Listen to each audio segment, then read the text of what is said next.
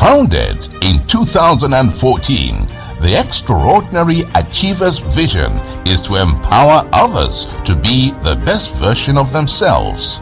The show is hosted by Chief Lady Waynette Peters, a multi-entrepreneur, empowerment speaker, confidence mentor, positive lifestyle coach, humanitarian ambassador, and a TV host. Lady Waynette is a holder of over 35 international awards for her humanitarian, philanthropic, and international empowerment contributions and holds 2 chieftaincy titles. Welcome to the Extraordinary Achievers Show.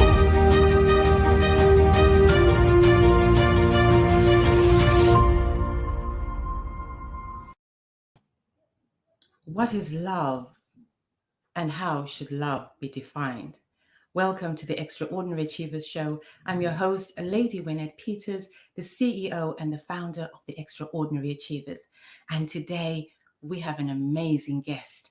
We have Rihanna, a radical self-love coach and a TV presenter. Radically Rihanna Coaching and Productions is where she's from, and her website will come up on the screen to show you just how you can get hold of her. But let's have a look at this.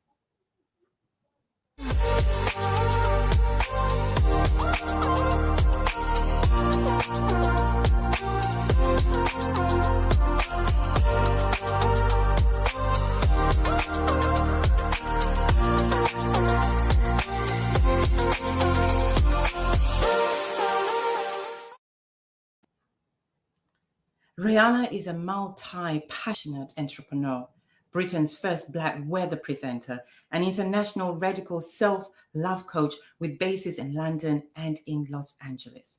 And she's the co-host and producer of a revolutionary new daytime TV show, Gesh and Ree. Rihanna company, Radically Rihanna Coaching and Production, has been nominated for the prestigious Los Angeles Women in Business Award. And she's regularly invited to deliver keynotes on platforms around the world about her favorite subject, how everything in your life is a reflection of how you love yourself. We welcome on the show today, Rihanna. Rihanna, welcome to the Extraordinary. Hi, Waynette. Wonderful to be here with you today. Thank you for having me. And you look gorgeous, by the way. Very in tune with Valentine's Day. Thank you so much. And you look amazing as ever. I swear you're getting younger by the second. Thank you. I'll take it, Waynette. Thank you. Rihanna, you join us on this special Valentine's Day edition to talk to both the ladies and the gents about your magic silver bullet for success, the key to deep-rooted happiness, and possibly the biggest mystery of all time. What exactly is love? Ladies and gentlemen, we urge you to keep on listening right until the end. Rihanna has to tell us what our challenges are and how we can solve them. And if we thought we knew everything about love, no, we don't. We're yet to find out something new. Rihanna will tell us about love, relationships, and intimacy. And she has an extra special free Valentine's gift for you. So please stay until the end. But to be able to win that special free Valentine's Day gift for you, you have to participate. You have to ask questions. You have to put in the comments. And the magic word, you have to share, like, and comment. And remember, we are using an outside streaming channel, so we don't have the full number of viewers until we finish the show. Rihanna, I'm going to ask you your first question. Okay. You're a successful international radical self-love coach with an online business and bases in both Los Angeles and London. You are a TV host, you're a producer with a new show in development right now and an international speaker. And how do you possibly fit all that in?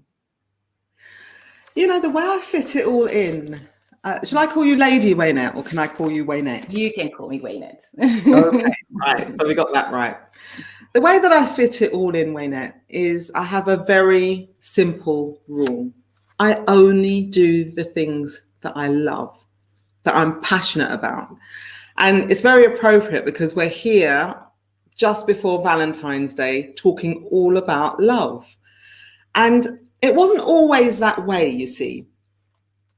I used to pursue goals, titles, stuff, money, all of the things based on what I thought would make me be loved and be accepted or liked by other people. And I was very good at getting what I wanted, Waynette, but what I couldn't put my finger on was happiness. In fact, the more that I gained, the more titles, you mentioned there, I'm Britain's first black weather girl, and I'm very, very proud of that. I've also presented programs like Watchdog and Holiday. I'm a working class black woman, as you can see I'm black, but I really am I'm good at getting what I want. I'm good at manifesting. And when I had everything, the money, the celebrity Rolodex, a fantastic house and a car to match sitting outside, I remember being my most bankrupt on the inside. The more people fell in love with the image of who I was, the less connected I felt to myself. And so that's how I fit everything in. I do things that I feel deeply connected to. So it doesn't really feel like work. I'm able to multitask, to move seamlessly between the things that I love. And by the way, the things that I love include play and rest. In fact, some of my best ideas come through play. And this is what I'm really passionate about, because what I see is so much depression, so much loneliness, so much anxiety. I'm actually 6 years sober from alcohol. And in Los Angeles, one of the things that I did was I had a brick and mortar place for transformation for women who had come undone. Mm-hmm. And what I saw was that in service to everybody and everything, in pursuit of being the good girl, they'd lost themselves. And so that's my magic silver bullet. I only say yes to the things that light me up. Amazing. And you say you're 6 years sober. What made you go sober? I haven't got a problem, Waynette, with anybody who can have a classy glass of Chardonnay on a Friday night with their linguine and leave it at that. Yes. I have to be honest, I wasn't that girl. I didn't drink like normal people.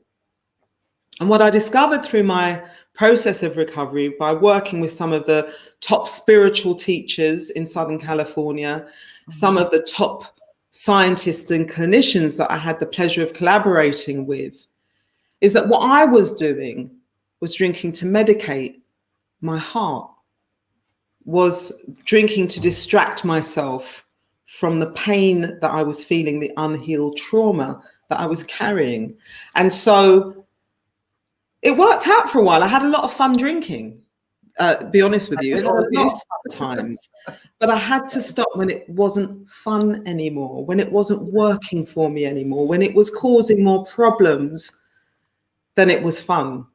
There came a tipping point. And frankly, I'll be honest with you, because it's something that I'm really passionate about bringing to the UK. We're a nation of drinkers. We don't see it as a problem as it was in the recovery community in Southern California, and still is. I think it's a bit like sort of wearing a seatbelt. It wasn't an issue until it became an issue, or smoking indoors. And I think there's so many people drinking alone in their homes to heal a wound who are frankly dying from it. And so when I was dying from it, that's what made me change. It's the best thing I ever did. It's the best thing I ever did, bar none. Thank you. It's nice to share, because as we're talking about love, and there's always that element of that self-love that we always have to remember to talk about, because it's all about the inside and that self-love. Our next question to you today is for the regular people listening right now who might imagine that you live in such a different world to them. You were the first Black weather presenter. So you have achieved something that many people can only but dream about. You have presented on so many different channels that you've been on in the UK and abroad. So others might say you live in such a different world to them. What can you teach them? What you teach, is it out of reach? Is it relevant to them? What do you say about that? It's an interesting question, Waynette. Thank you for asking. I come from, my background, my parents are unskilled immigrant workers who came to the UK from the Caribbean. And I was part of their struggle for a better life. I was able to make my dreams come true for what I knew them to be at the time. And what I felt was that I needed status, I needed stuff, I needed something to be enough. And so my journey has taken me and still takes me seamlessly between every community. I have sat with the Queen Mother when she was here with us. And I also love to eat my rice and peas on a Sunday night with my people. Well, not anymore, not so much in 2020 after COVID changed everything. So I'm able to look behind every fence, so to speak, sit inside every living room. And what I see is that it's a really common problem. There is one single common denominator that everybody's really suffering from, and it is unhealed trauma that comes in childhood, that manifests in childhood. We all sort of struggle through our childhoods or grow up in whatever situation we grow up in. And many of us don't even see the lives that we've lived as traumatic, because how would you know any different? But it's the one common thing that joins us all. Whether at my place, Imagine, in Southern California, I worked with ambassadors' daughters and a top international model, even an international spy. I didn't believe she was a spy until I thought she was just kind of making it up, but she really was a spy. So I've been able to see what the common thread is. And so I think it's the most important work to heal ourselves, to take the time to look inside and come from a full cup, come from a full heart, because that is the pathway to joy. It's the pathway to sustainability, to kindness, to truth, all of the things that we need now to heal, not just on a personal level, but on a global level. So I think it's the most important thing, and I think I have something to say to everybody. In fact, I know I do. Thank you, Rihanna. And to our viewers and the audience, thank you for joining us on the Extraordinary Achievers today. We have Rihanna, who is a multi-entrepreneur, who is Britain's first Black weather presenter, an international radical self-love coach with bases in London, Los Angeles, and the co-host and producer of a revolutionary new daytime TV show, Gesh and Rai. And she's here today joining us from Los Angeles and to share some wisdom and some tips with you. We would like to ask you to share, like, comment, and ask questions. Rihanna has a special gift for us today, and she will be giving us a special Valentine's gift. It is such an honor and a privilege to have Rihanna on the show with us today. So please fire away your questions, your comments, and don't forget to share. It's not every day that we get to have the first Black woman that was on a weather presenter in England, and it is a great honor to have her. Once again, thank you, Rihanna. Rihanna, I'm going to move on to our next question. Everyone has different ideas about love, but nobody has come up with a definitive answer about what exactly is love. What is love then? Wait, I'd love to be a little bit mischievous, if you'll allow me, and save the answer to that question until the end of the interview, if that's all right with you. Okay. Because it's a really big one. And I see, I'd love to save it. Can I do that? Sure. Is that okay? Absolutely. We'll definitely revisit that one. Fantastic. We'll come back to that one. If you've just joined us, welcome to the Extraordinary Achievers, and we welcome you to the show. And we're urging you to share, like, comment, share with your friends, share with family. We are making history today on the Extraordinary Achievers. And remember, we are using an outside streaming channel. So it's not only the numbers that you see up on the screen, that's not only you that are watching, others are watching with you too. So all those that are watching, please say hello, put a comment so others know that you're watching with them. And thank you for joining us. We kindly ask you to share, like, comment, and please ask Rihanna. It's not every day that we get to talk to Rihanna. So please do join in with the fun.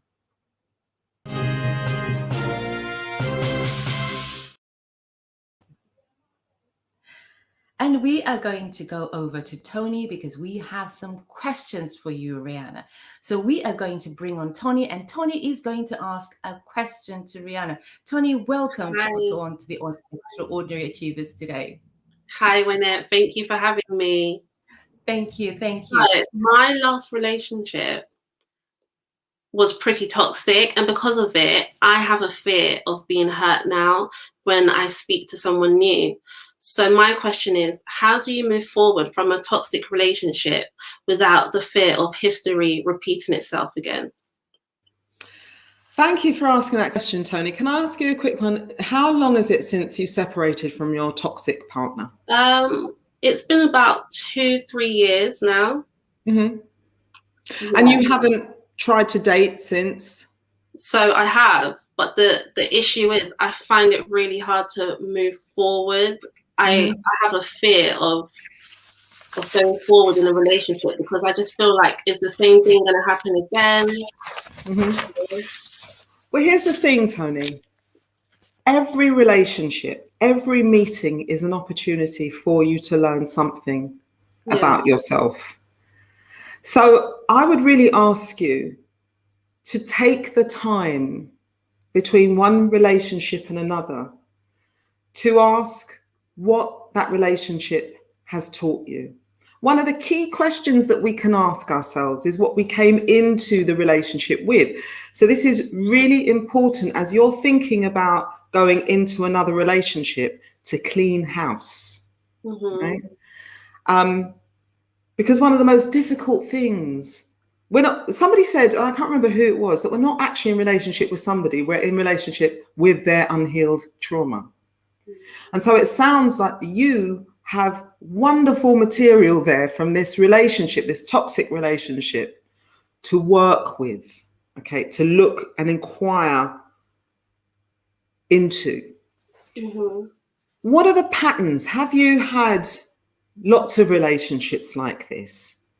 Who are the other people, the significant people in your lives who resemble this person that you're having, that you had that relationship with? Quite often it's the male carers, the male figures in our lives, fathers, brothers, responsible adults, that we seek to heal in our relationships. So it's a real great opportunity for you to look very deeply at the patterns in particular, and ask what they're here to teach you. So literally get a pen and paper, draw some columns, name the people, the significant males in particular. If it's men are the people that you love, or it might be women, but make it gender specific, and look at the patterns that are repeating in your intimate love relationships.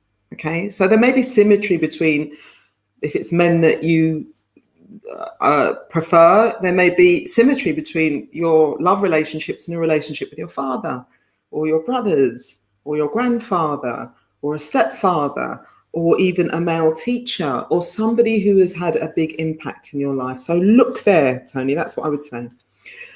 Ask yourself, how can you see the red flags? So examine that relationship. What were the things that you knew? Because for most of the mistakes that we make, Tony, we're complicit in them. We see the signs, we hear the whispers, but we choose in our quest for fulfillment by the beloved, we sometimes choose to ignore them. So what are the red flags? Write them down and keep them, because we're very forgetful. We forget them really easily. I can speak from my experience. I've had similar relationships quite a bit. Why? Because I forget. I forget very easily, and those patterns are so deeply ingrained. So you want to write them down and really take the time to do that. Bring gratitude for the lessons, Tony, because You see, when we start, then we stop being a victim, and we start to be able to turn every experience and every relationship into a learning opportunity. And then finally, I want you to make a list of the things that really fill up your heart. Stay busy. What are the things that, I don't know the nature of your toxic relationship, but what are the things that you maybe couldn't fulfill that were your heart song while you were in the relationship? I want you to write those down and make those your priority. All of these things will be shaping you, cleansing you, and preparing you for your next relationship. Is that okay? Did that answer your question, Tony? Yes, definitely. Thank you so much. Thank you. Thank you, Tony. Good luck. Thank you for that question, Tony. And thank you, Rihanna, for answering it so well. Vicky is going to be on our screen next. And Vicky has 2 questions for you. And Vicky's first question. Hi, Rihanna. Hey, Vicky. I'm in the pink room, as you can see. Pink. Gorgeous. Right, my question is for you, Rihanna. My question is for you. Do you believe in soulmate relationships, as you're quite spiritual? I do believe in soulmate relationships, Vicky. I do, but I don't think there's only one soulmate. I think it's a misconception, because I have been married a couple of times, I will reveal to you, and every time I married my soulmate. My next soulmate, right? Yeah.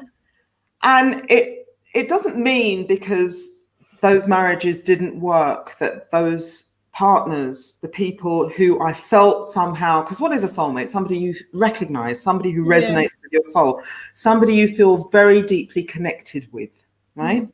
Yeah. So it doesn't mean that they weren't my soulmates. But just as with any intense relationship, it's going to trigger very intense feelings. And it makes sense, okay, Vicky? So, you know, if you meet somebody, not really your person, you don't really vibe with them, you don't connect with them, you have a fleeting meeting, they don't mean that much to you, they don't have the potential to wound you in the way that a soulmate will, for sure, right? One of my favorite poets, Khalil Gibran, I can't remember what century he wrote in, but he says, if you pass out of love's threshing floor, you shall cry, but not all of your tears, and laugh, but not all of your laughter. Meaning that, you know, you just kind of stay in the middle. So a soulmate is going to drag you through the hedge backwards, Vicky. And the reason for it, there's a reason for it, is that we're here to lift each other higher with every relationship. And so the invitation with the soulmate is just as when you go to the gym and you have to tear the muscle in order to build the muscle, is to build us. Khalil Gibran calls it love's threshing floor. It needs you, and it wounds you, and it hurts you. And this is how you really find out who you are, if you accept the invitation. The problem happens when one partner in a relationship is ready to grow and the other one is not ready to learn the lessons. And so maybe that's time to move on.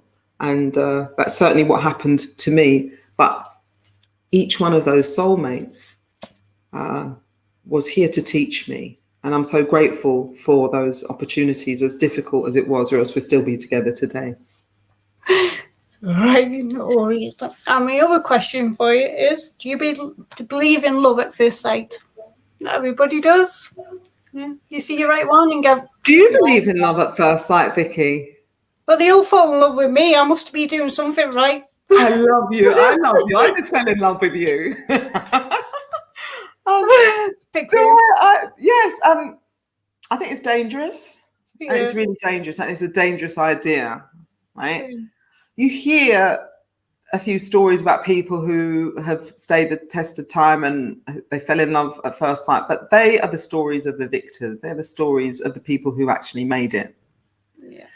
I think that what lasting relationships are built on are trust and communication and having each other's backs and, respect and all of these things that take time to reveal themselves. Yeah.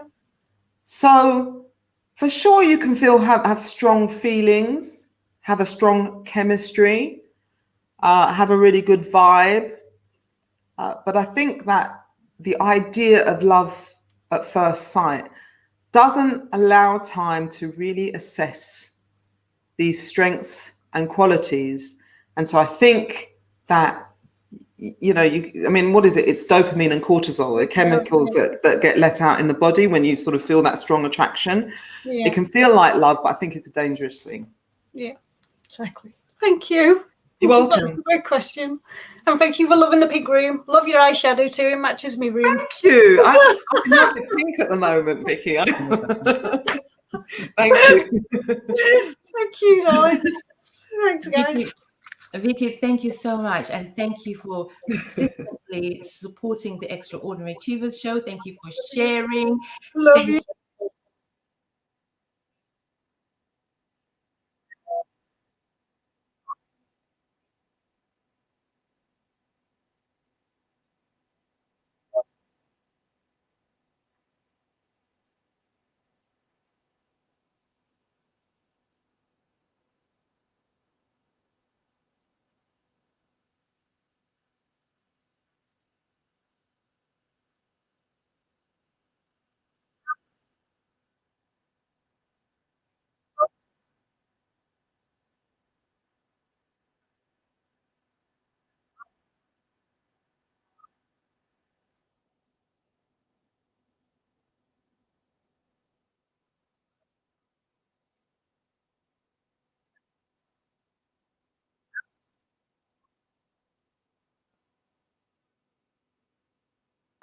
Conquer all. Oh, there you go. I lost you there for a moment, Wayne. I couldn't hear you. Oh, okay. Sugar Ray asks the question, I would like to ask a question, can love conquer all? Sugar Ray wants to know. Can love conquer all? And who's asking the question? Sugar Ray is asking the question. And he says, meaning relationship, goals, and work, etc. In all areas of life, is asking in relationships, in goals, and at work, can love conquer all? I don't think it can, actually. I think that love is enduring, for sure. It's very difficult to break love. You can leave someone and still be fully loaded in love with them. Right? It doesn't have to be, it's not mutually exclusive. But I don't think love alone can conquer all. That feeling, that euphoric feeling that we get when we feel like we can do anything and suddenly feel connected and the birds are singing and, like all the love songs we've heard, it doesn't conquer all on its own. I think that it has to be underpinned by some slightly perhaps more boring qualities, like responsibility, like dependability, like kindness. Kindness is a big one. The willingness to serve each other when it's not convenient or expeditious to do so. That's when it starts to get a bit more demanding, if you like. So I'd really love to know where Sugar Ray is coming from with that question. But my intuitive response is no, love cannot conquer all, no. Or romantic love. So I'll take this opportunity really quickly, if it's okay with you, Wayne, to answer the first question, okay? What is love? Okay. I think love ultimately is a single word, and that is respect. And, well, actually, respect. When we understand love as connection, because love is an energy like anything else. We see that we're different, okay? You're black, Vicky's white and female, Tony is younger than me. We look at each other and we assess, we make assessments that separate us. But the truth of it is that love So I want to re-answer that question because we've been talking about it in a romantic sense, and that's the way that I answered it. So I'm going to actually go back on myself. Love can conquer all, but not necessarily through the prism of romance. Love is the most powerful source. It's second only in its power to heal to the power of sex. When we think of it, sex has the power to bring the invisible into the invisible, right? We have sex and then we have produce babies. So it actually literally brings the invisible into it's the ultimate creator.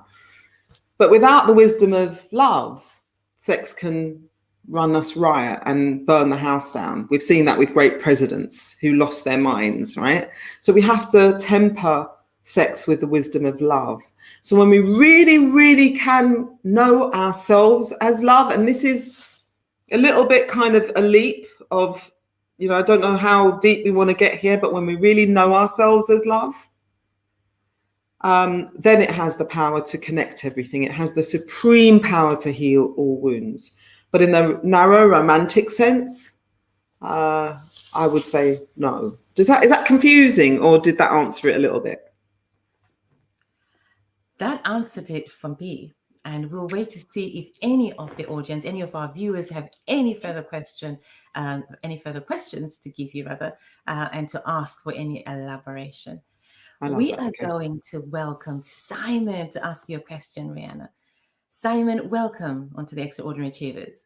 Good evening, Lady Wynette. Thank you for inviting me on your show. Appreciate it. Very, very welcome. How is the weather where you are today? Very cold. Thank you. I guess it's cold everywhere. Yeah, just no snow, which is a bit of a shame. Oh, wow. Okay. We look forward to when you have snow, and we look forward to seeing your photographs with your snow. Yeah. And Simon, you have 2 questions for Rihanna. And so I'm going to introduce you to Rihanna, and I'm going to give you the floor. Please ask Rihanna your first question. Good evening, Rihanna. Thank you for joining us tonight.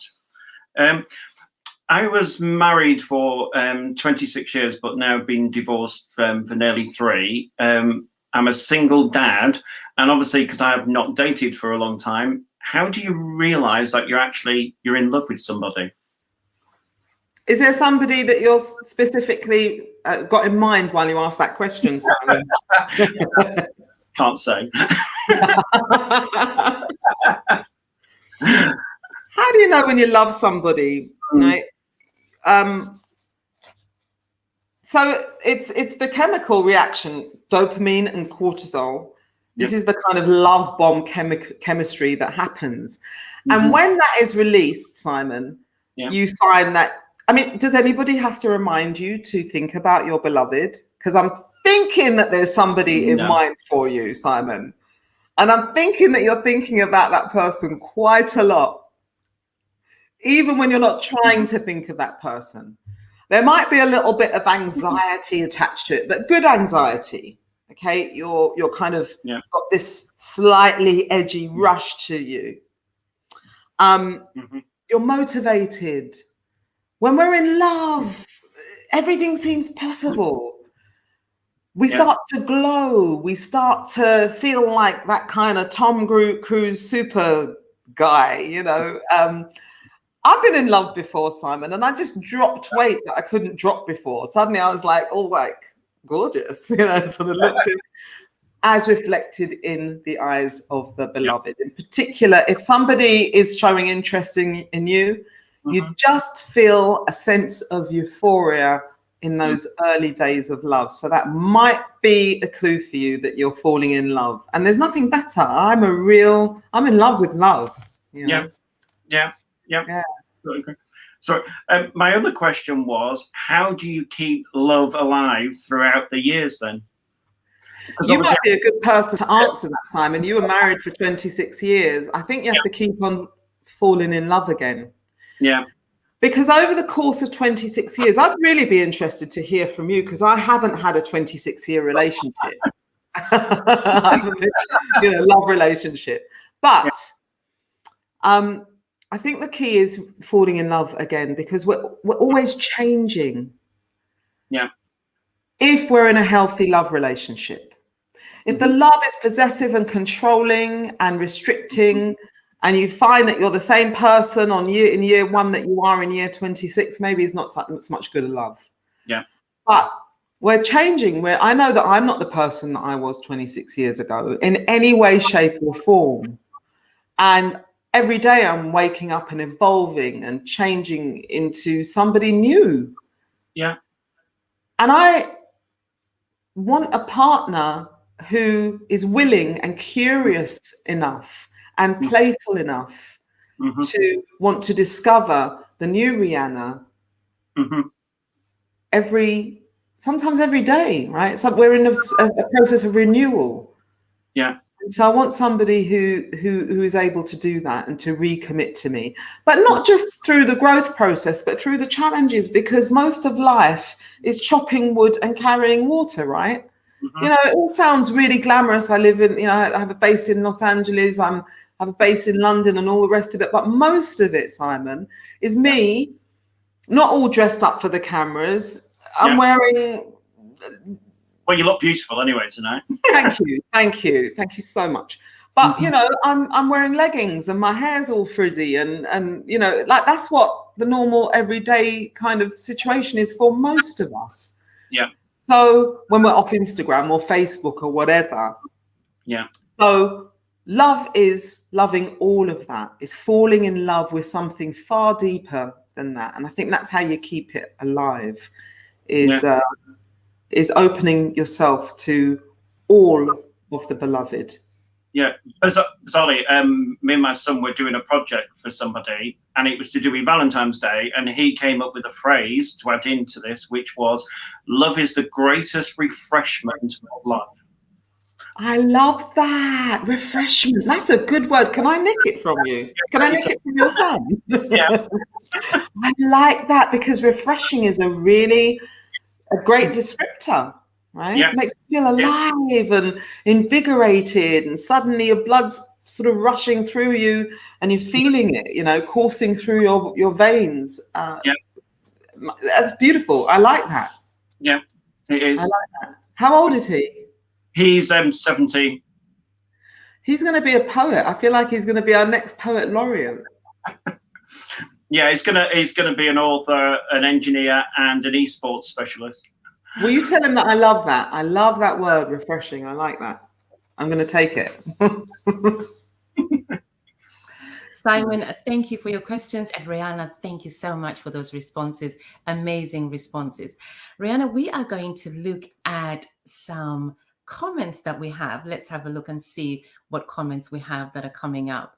We have R said, "To me, when I love, I am prepared to contribute my life, my support, my experience, and my soul to my partner, but I continuously evolve." Very good. Thank you. Marlon says, "The love of your life must first be your best friend. It helps to build a very healthy relationship." And thank you for that contribution. Princess Toyin says, "You're right, Rihanna." She's agreeing with everything that you're saying. And Black Mermaid put some smiles up. Thank you for the smiles, and thank you. Vicky says, "Love yourself and then you can love someone else." And thank you for that contribution. Thank you. We appreciate. And if you have just joined us, thank you. You would need to watch the replay to catch up with all the bits and pieces of all the tips and hints that have been coming through from Rihanna. We have been learning whilst you're away, so you would need to rewind and catch up. In the meantime, if you have any questions or if you have any comments to share with us, we would love to hear from you.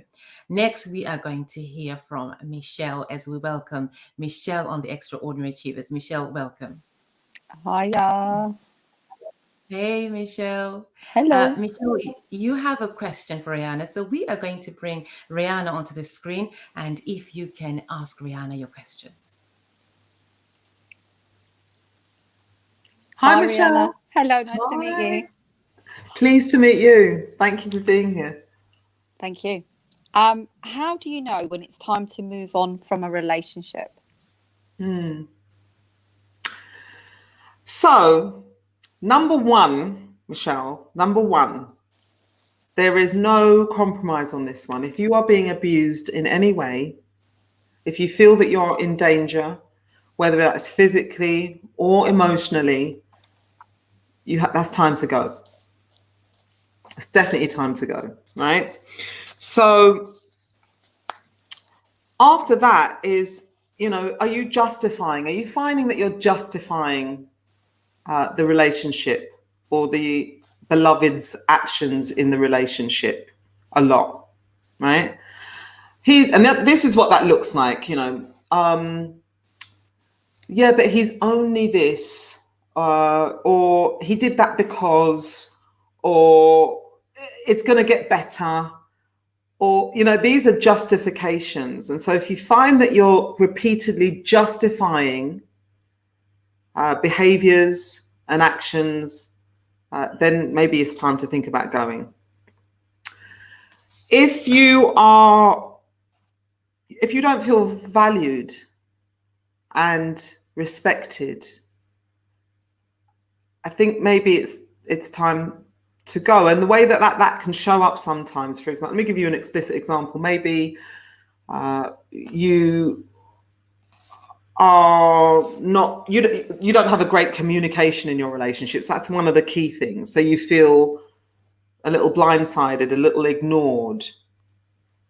If you have made your agreement clear, because every relationship, you see, we often go into relationships without having made an agreement, without making the agreement very, very clear. So providing you've already had that discussion, and a lot of times we don't make an agreement, Vicky, because we're scared that, it won't happen if I make my boundaries clear in a relationship, what I'm down for and what I'm not. So providing you've made an agreement, when those boundaries are getting crossed left, right, and center, maybe it's time to get out of a relationship. You should really consider that. I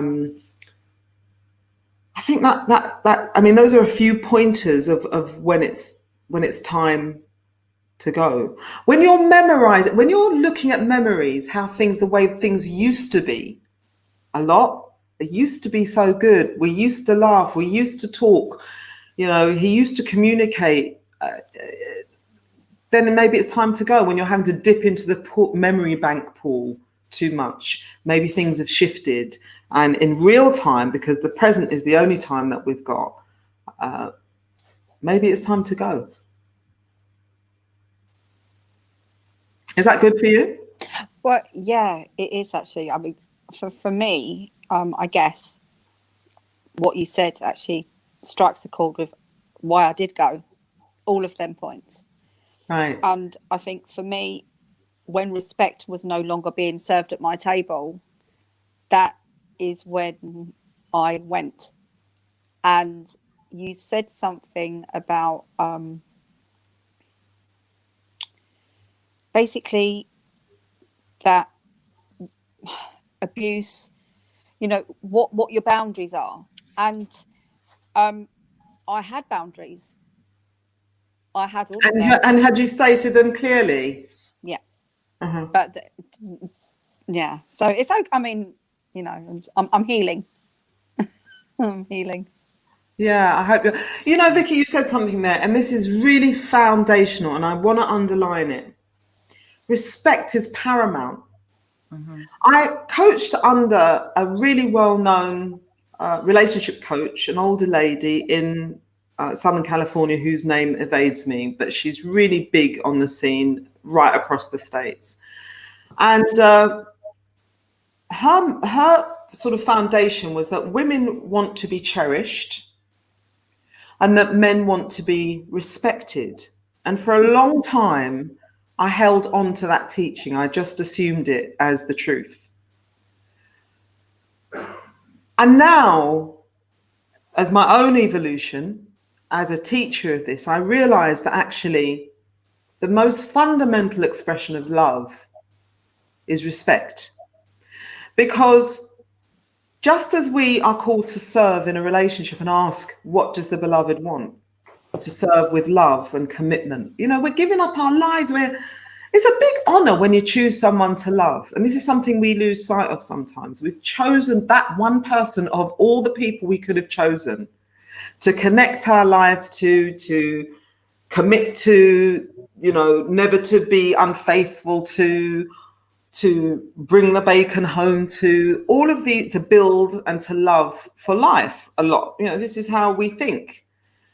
So if I'm giving all that I'm giving, Vicky, I want to be respected for it. I have to be respected for all that I am investing in this love. And it's really a two-way street.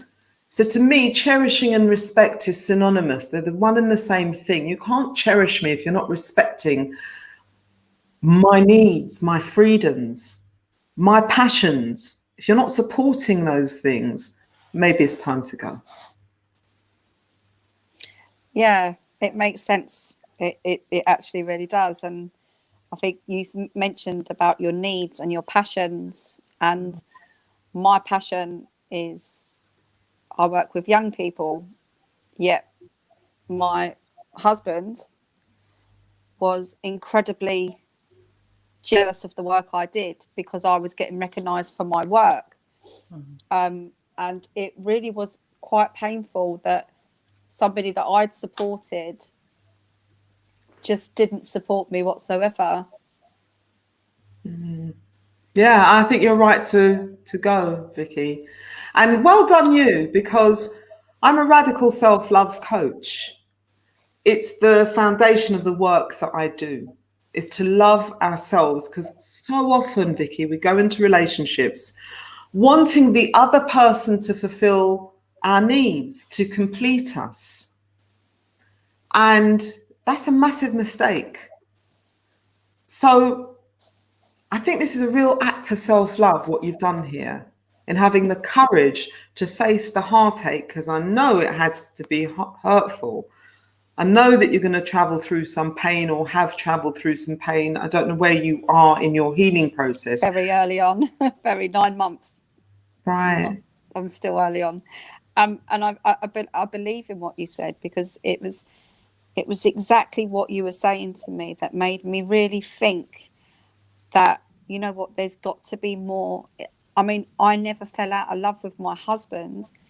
I loved him, but I didn't love what was happening to me. Yeah.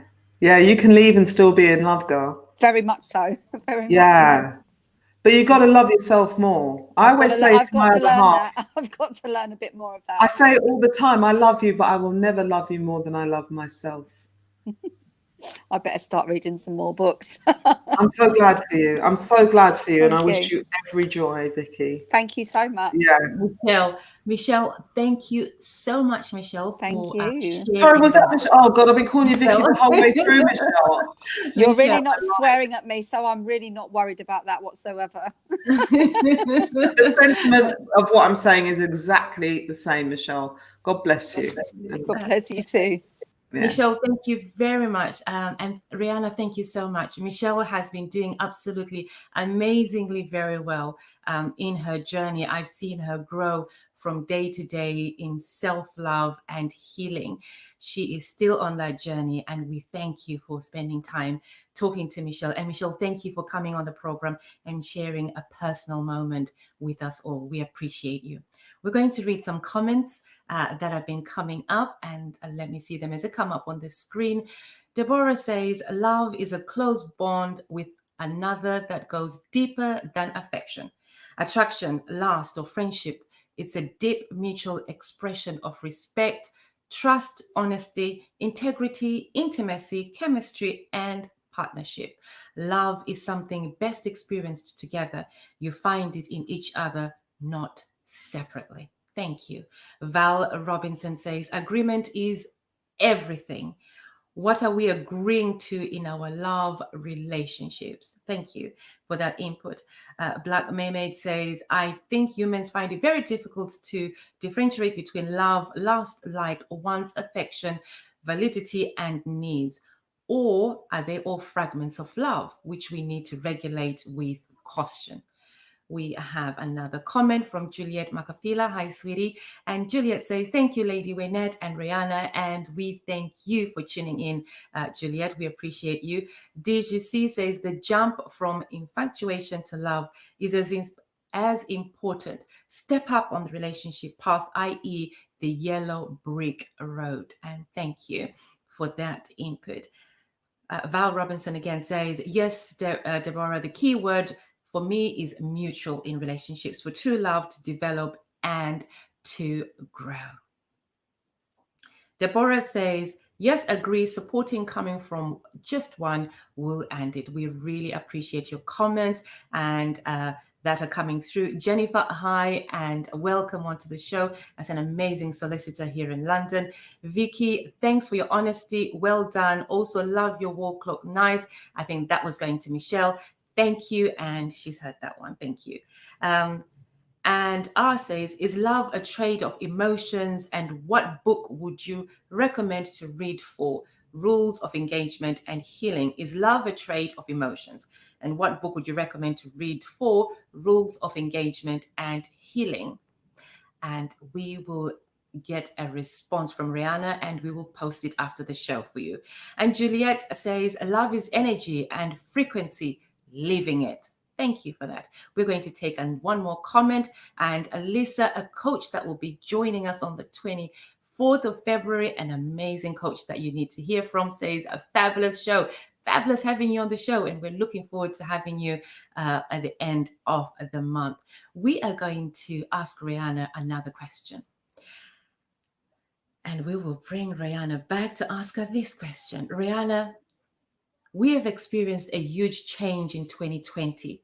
And sipping into 2021, what is your outlook? And that message and question is to you, Rihanna. We have faced a lot of personal challenges and changes. That word unprecedented has never been used so much. It's been used to an unprecedented level, hasn't it? And so I think that it's a great time for us to slow down.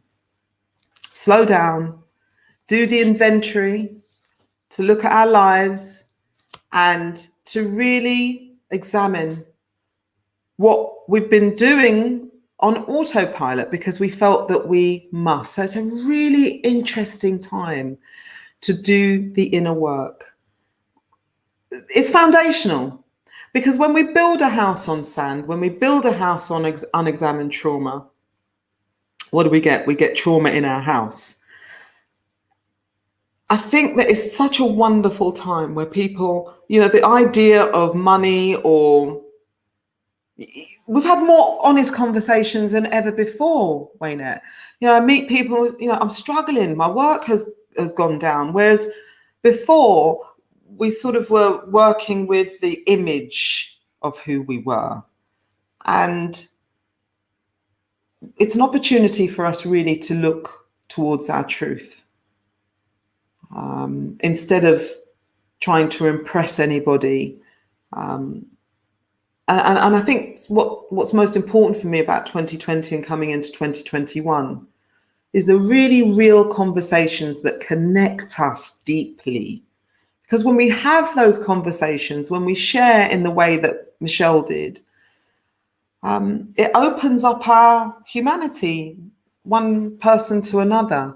So I think it's a really interesting time. I think it's a beautiful time. I think it's the blossoming of a new paradigm where these old-fashioned values like kindness and compassion and deep listening and time, supporting each other are coming back into vogue. And so I think it's a beautiful time. Grab it. Grab it. Fantastic. Thank you. Rihanna, Valentine's Day is a special day for lovers. What practical tips do you give for people who are struggling in their relationships right now, especially with the added pressures of the global pandemic? What added tips do I give for people who are struggling right now? I think really listening to each other, truly listening to each other. Listening is the deepest service that we can give to each other. So often we're filtering what the other person is saying through our own fears and our own past experiences. But this has given us an opportunity to truly desire to hear what pains and what challenges the other person might be experiencing. Not to react to them, not to take them personally, not to feel whatever the other says is a personal slight on you or a comment on how good or not you are. It very rarely is that way. Really, what we're trying to express is what our deepest needs are. And so I think that if we can just take the time, listening is such a skill, because we've all been so busy achieving status and stuff. We're also sort of piled under the mental garbage that is constantly floating around our heads without our permission. Sometimes we're just not listening. We're too busy. And some of the most beautiful stories I've heard are about families that are forced to be together at this time, who have asked each other very simple questions, Wayna. You know, what's your favorite color? What's your favorite song? What scares you the most? What are your secret passions? Sometimes we don't know those very basic things about each other. Really interesting. Back in the day, when I was younger, I used to live in the UK. Obviously, I was born in the UK, but there was that series, Mr. and Mrs. Do you remember that? And what was really interesting was that the newer couples knew far more about each other than the couples who had been together for 26 years. So I think this is a time to rediscover each other and to step into our own compassion, because everybody's suffering. I don't care who you are. I would challenge anybody not to say that they are not sort of being triggered in some sort of way, shape or form right now. So it's a really great opportunity for us to connect, I think. Thank you. Rihanna, you have an extra special Valentine's Day gift. Please share it with our listeners. I do. So my email address is www.rihanna@rihannascipio.com. I think you'll have it up, Wayne. And what I'd love to share with you is a series of 3 free teachings, 3 coaching sessions. So if you're interested in just my gift from my heart to yours, and it's all about loving yourself, because that's where it all comes from. We've been talking about love the whole time for this beautiful, beautiful hour. But the fact of the matter is that you can't give away what you haven't got. And so many of us come to the table bankrupt. And this isn't a criticism. We just haven't been taught how to love. We haven't been taught about the bedrock of all success, which is relationships in every expression. Whether that's the relationship with your colleague at work, whether that's the relationship with your children, whether that's the relationship with your spouse or your boyfriend, girlfriend, whatever. That's the hub of everything. Without relationship, your best made plans are going to fail. And so that starts with a relationship with yourself. It really is the most, when I learned to love myself, when I learned to stop scanning the room for what other people wanted, or what I imagined other people wanted, because I'm not Houdini. I was actually trying to mind read. When I met Lady Waynette, I was saying, oh, I wonder what how she'd like me to be and how she'd like me to sit. And I'd sort of take a second guess of how I should show up in the room, which is an insanity, really, because I don't know what. I'm just sort of, it's a double kind of bluff. I'm guessing at what I think Lady Waynette may want of me, what might make her like me and accept me and even love me. So when I learn to love myself, I'm able to show up unapologetically as who I am. And sure, the ground shifts a little bit because the people around me who are used to me being a certain way might feel a little uncomfortable. Well, in these 3 training sessions, my gift to you, you'll learn how to navigate that road. And I think is the most important thing that we can do. I don't think it's passion or purpose, actually. I think it's just finding out who you are and being yourself. A flower doesn't try to be a flower. It just grows as it is. But we're so conditioned in a world that prospers off our self-hatred, you know, that tells you if you have this new perfume, you're going to get all the guys, or if you get these new pairs of shoes, you'll be complete. We're grown up feeling that there's something missing, and you are complete. You are all complete, and I'm so grateful that you've been here today. So all you got to do, there is no competition. All you got to do is pop me an email, and I'll send you the first of the 3 training webinars.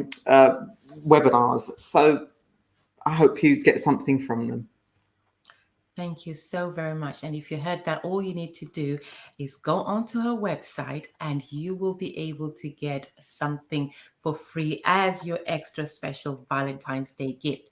We have not on the website, but email me direct, because the website. We'll have the email coming up.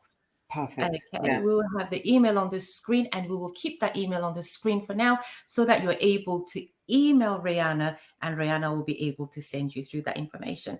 And that email will also be in our comment box after the show. And we have a question from TJ for you. TJ says, going back to your alcohol days, I would like to know what filled the void when you gave up. Did love help on your journey to stay alcohol free? I love that question, TJ. Thank you. Thank you. First of all, I'm going to proceed that, if that's all right with you, TJ, by saying that not drinking was the most important thing for me that I have ever done, bar none.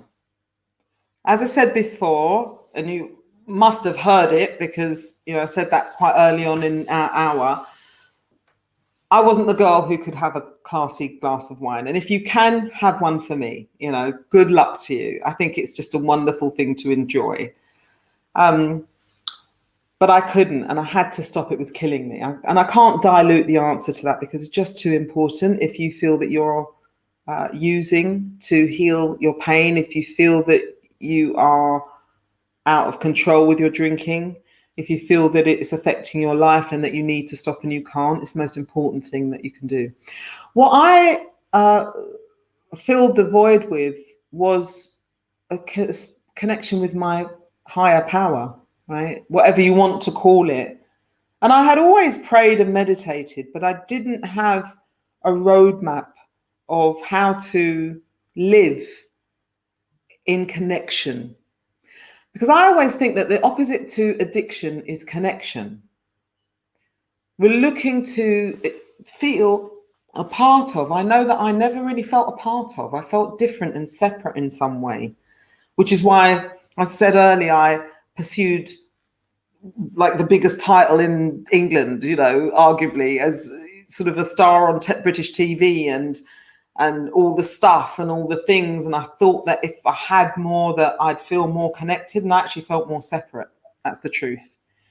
And so I filled it with spirituality. And for me, spirituality was about knowing myself as connected to everything. And I had to bring down some of the walls that I built against love to be able to do that. And those walls, TJ, showed up as resentments. I had secret simmering resentments. You know, the parent that I hadn't yet made peace with, the lover who left, the kink of my hair, the width of my hips, you know, it could be a political party, it could be anything that I was munching on and angry about, you know. And not even consciously, right? And there could be little things. My lover didn't do what I wanted them to do that day, or didn't hear me, or whatever. And I would drink over it. But, you know, equally I drink when I was too happy as well. There seemed to be a hole that just kind of could never be filled. And I filled that gap. I filled that space, because you have to replace the medicine, if you like. I was using alcohol as medicine, and I had to find another medicine. And so I found that with spirituality and community, it's really important to find peers. It's really important to find whether, or, you know, even Michelle and Vicky who talked about relationships, and Simon, you know, there are groups. The great thing about social media is there are groups of people who are walking in your shoes, who have walked in your shoes. Find them, TJ. Find those people. Connect with people. Don't try and do it on your own. It's the most important thing. You will hear somebody telling your story, and suddenly you feel part of something. So I replaced it with community and spirituality, a connection with something bigger than me, because I couldn't do it myself. You know, my best ideas got me into a lot of trouble. Thank you for sharing that. That's amazing. I always say that, like what you've just said, that sometimes when something is overwhelming and overcoming, what you have to do is find that higher source, that's something that is higher and than you, for you to envelop yourself in and find yourself in that and embracing it, which is absolutely amazing. So you have a new show coming up. Yes, I'm so excited. Oh my God, it's my favorite thing. Tell us. I thought you'd never ask. I'm really excited. So a really good friend of mine, Gershon Brown, he's the member of the award-winning Kingdom Choir and also an actor. And I have joined together to pilot the first Black co-hosted daytime television talk show called Gersh and Ree. And so we're having real fun piloting the show at the moment. You can catch us on social media at Gersh and Ree. That's at the symbol GERSH and AND Ree, RI. So the abbreviations of our names. That's Gershom and Rihanna, but it's Gersh and Ree. So do please support us, because we are knocking on the doors of the commissioners. We've actually been invited to pitch, and so we've been very ambitious and put together. It's a topical talk show. We're talking about love and lifestyle and health and cookery and all of the things that we're all experiencing right now. I really hope you'll support us. I'm loving doing it. To return to the beginning of the show, Waynette, I only do the things that I love, and it really is bringing me alive. Because, you know, he and I, we used to talk on the phone all the time, kind of like almost every day about this and that. We thought, you know, why don't we include everybody in on the discussion? And so that's what we're doing. And it's really great fun. Just on Sunday, we filmed the cookery segment with a fantastic Black chef called Phil the Chef. And if you get onto Insta at Gershon or Gershon Ree, you can have a look at the segment that we shot on Sunday, a little snippet of it. It's really great fun. So fingers crossed for that. We're looking forward to it. Looking forward to it. Looking forward to it. Rihanna, I just want to let you know that TJ also had a second part of the question, but I think you had covered most of it in your first answer, and so we won't be revisiting that. But at the end of it, TJ says you're absolutely beautiful and stunning. So, and a lot of people have messages to say how beautiful you are, and it's so amazing because your beauty is, you can almost feel it radiating from the inside. And so we thank you so much. You know, that's what happiness looks like, and I think it's something, I don't know if I've got time to say this, Waynette, but thank you. Yes, you do. Please go ahead. I think as a working class Black woman, somebody who came up from working class roots, my parents didn't talk about happiness. That wasn't something that was talked about in our house. We talked about achievements, and we talked about putting food on the table, and, you know, we had some good jokes in the house pre-Thatcher. Everybody wasn't working all the time every day, but my parents definitely had shift jobs. We really focused on survival, on struggle. These were the kind of DNA that we had, you know, that we had to overcome. And I think the shift is, I think what are we looking for when we've got the house and the car and the this and the that? What are we striving for? Even the love, we're looking for happiness. And so I think when you put happiness first, not the sort of fleeting happiness that comes when you get your new iPhone, or that happen, you know, it's there for a minute, you appreciate it and you enjoy it and you're programming it and you get a little happiness hit. I'm talking about deep-rooted happiness that will sustain you through the really tough times. And I think that is what you're seeing, TJ, is not that I don't have massive challenges. I have a massive personal challenge right now, but there is a current, something deeper than that. And I think it feels like connection, just connection to something that makes me a little more emotionally buoyant. It means that, you know, it doesn't mean that I don't feel happiness and sadness. I wouldn't want not to feel that. I wouldn't want not to connect with my, what makes me human, but it just doesn't sink me. And so I think that's what you see. And that's the next layer. After I got sober, TJ, I wanted something more than survival, right? I wasn't drinking anymore and things were great, but I was still kind of like, yeah, but it's not so, it's great. I'm not drinking. The drama isn't here. I'm not going to kill myself with alcohol. But there has to be something more. I want a full life. I want a great love. I want belly laughs. And I hope that you have that too, TJ, not just because you said I was gorgeous, but I hope that you have that too. And if you're asking about the alcohol for yourself, seek help, TJ. It's the best thing. It's the biggest thing I ever did. And like you talked about me being Britain's first black weather girl, you know, my children, beautiful, so precious, but I could not serve them, be awake and present without not facing the problems that I had that were disconnecting me from everything that mattered. Thank you. An amazing response. TJ, I hope you're happy with that because you had a whole lot of segment just to yourself. Yeah. Thank you. So, I had a question earlier from Master Monty, and he sent me a message and asked me, is love an emotion or an action? So this is what I said. I think that love is a feeling of emotions that we act upon. We decide to love someone, and after we've decided to take an action to love, we then show it in our actions. So my answer to you, I know I say to Master Monty, I said I will answer the question, is love an emotion or an action, by answering you on the show. I think it is a feeling of emotions that we act upon. We make a decision to love someone, and then after we decide and to love someone, then we take the action, because I think love in itself, of just saying the word, for me is not enough. It needs to be followed by some action. There's a quotation by Helen Keller that says, the best and most beautiful things in this world cannot be seen or even heard, but must be felt from the heart. There's another quotation that says, being deeply loved by someone gives you strength, while loving someone gives you courage.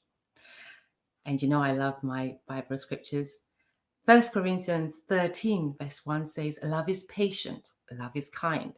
It does not envy, it does not boast, it is not proud, it is not rude, it is not self-seeking, it is not easily angered, it keeps no record of wrongs. And I want to thank Rihanna for joining us today and for being with us on the show today. And we're going to ask Rihanna to come back on the screen and tell us, how do you get your Valentine's present? Rihanna, how does everyone get their Valentine's present?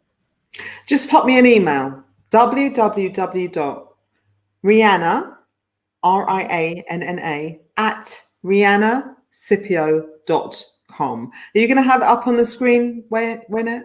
It is up on the screen right now. It is on our screens, Rihanna. It is up on our screens, but everyone has got it on the screens and they can jot that down. And it'll also be coming on the screen after the show. But yes, indeed, it is on the screen. I'm so grateful to have been able to connect with everybody here. It's been a fabulous hour. I'm really grateful. Thank you. Thank you so very much. And we really appreciate that you took time out to share some time with us and tell us and show us the world of Rihanna. And we have an insight of what you represent, radical love. And we thank you so much for your time. Thank you. Thank you. Thank you, everyone. Thank you. we would like to thank you for watching The Extraordinary Achievers. We'd like to thank you for sharing. We'd like to thank you for your comments. We would like to thank you for your questions. And we would like to mostly thank you for joining us week after week. In the whole of February, we're going to be talking about relationships, about love, and about intimacy. We would like to thank our show coordinator, King Darren Robinson from We Fix It Media. And we would like to thank Prince Jordan and Princess Kate for their background work. We'd like to thank our coordinators, Melissa and Heather. And we would also like to thank Anna and Zhao. If you're watching us today, we would like to say thank you for all your background work. We appreciate you. We're live every Wednesday at 8 p.m. live on Facebook, on YouTube, on Twitter, and we have many Facebook pages that we're live on. And we would like to thank you for keeping in touch with us. And in this month of February, we will be talking about love, relationships, and intimacy. And today we heard from Rihanna, and she was here to share with us about her program, Radical Love. And if you'd like to know more about her Radical Love program, we have got her website coming up on the screen right now for you to take note of her website. That is Rihanna's website coming up on our screens. And we also have her email address coming on next, so you can email her for your Valentine's present. Rihanna, thank you very much for joining us. We truly appreciate you. And we appreciate all our questions today that came from Tony, Simon, Michelle, Vicky. We thank you so much for all your questions. And we would like to say have an amazing rest of the day. If it's daytime where you are, evening if it's evening where you are, morning if it's morning where you are. And thank you for joining us. And bye for now.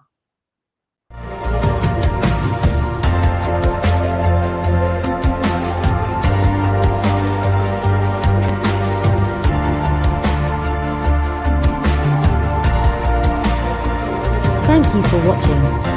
You can now follow us on Facebook and subscribe our YouTube channel. Don't forget to like, share, and comment.